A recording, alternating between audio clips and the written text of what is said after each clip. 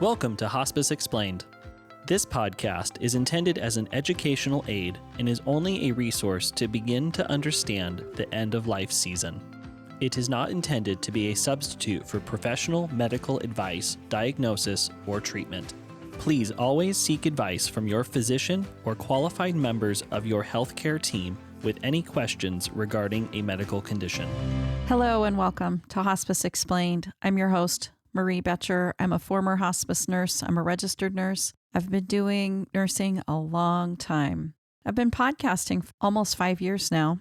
Things I've been thinking about is that I have spent a lot of time mentioning that providers are referring late, meaning palliative or hospice providers are not getting referred early enough.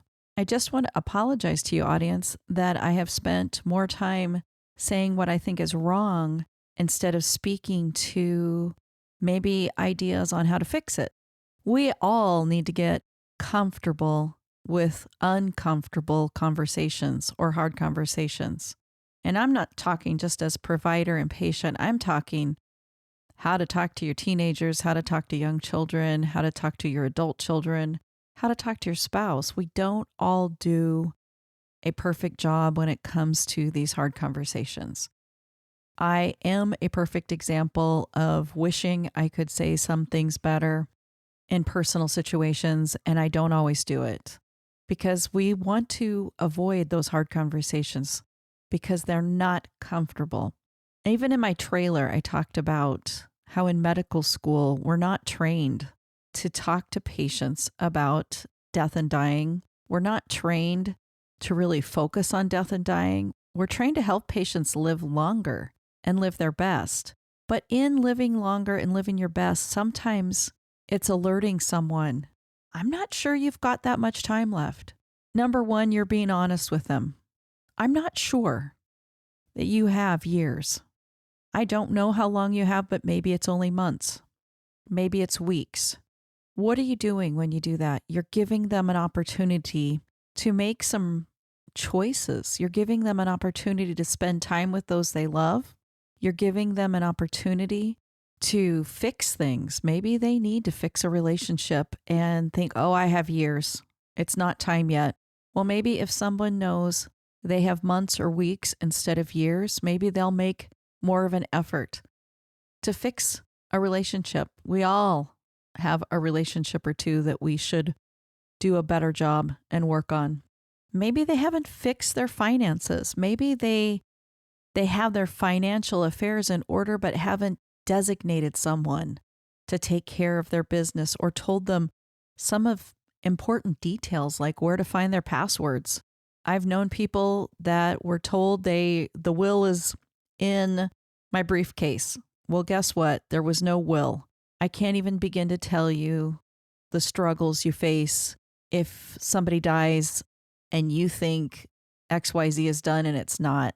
And in this case that I'm mentioning, people ended up with legal action by other family members because the will wasn't in place and there wasn't a clear decision-making process.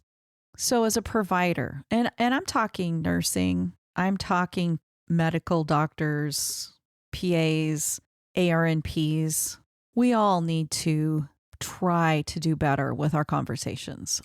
Just simple things. Let's start with, we have to remember, we're not therapists. And so sometimes it's hard for us to bring up these hard conversations, but ask questions. Do it in a fact-based, are you ready for this? Are you ready for that?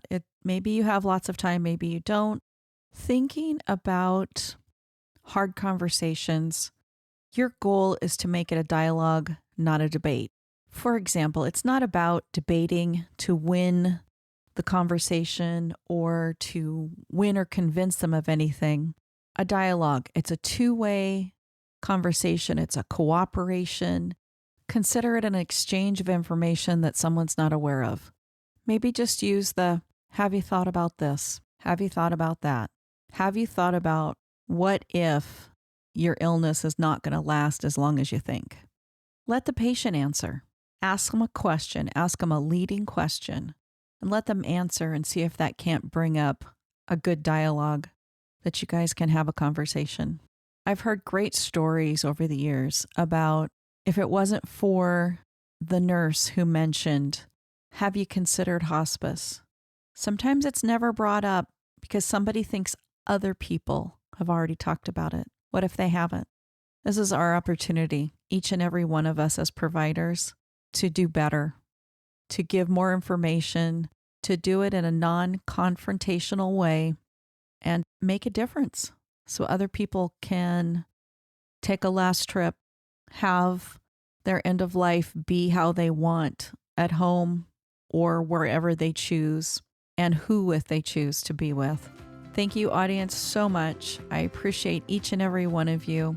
If you have questions for me, please email me. And if you'd like to be on the show, you want to tell your story, please email me, marie@hospiceexplained.com. Thanks for listening. Thank you for joining me on Hospice Explained. Think about ways you can make a difference in someone's life. Also, please subscribe and share this podcast with anyone who would benefit from listening. Thank you.